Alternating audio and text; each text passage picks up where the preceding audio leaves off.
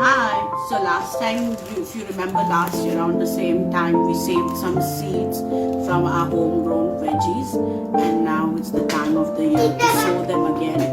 So I have already soaked some okra seeds that I have taken out from my last year's preserved dried okra, and I will be showing you how to do that. See. So I have just put some compost in this.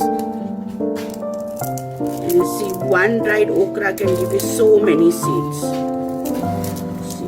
Look at this new game. Look at my new game.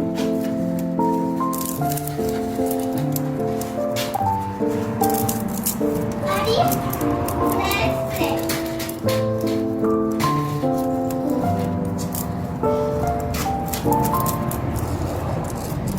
See. Just in one okra we got so many seeds, and imagine I got so many of them still.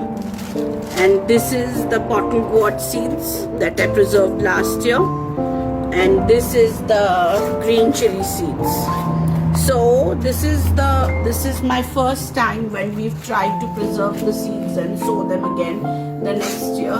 Let's see, fingers crossed, we'll keep following the growth of it, and hopefully we should get some positive results.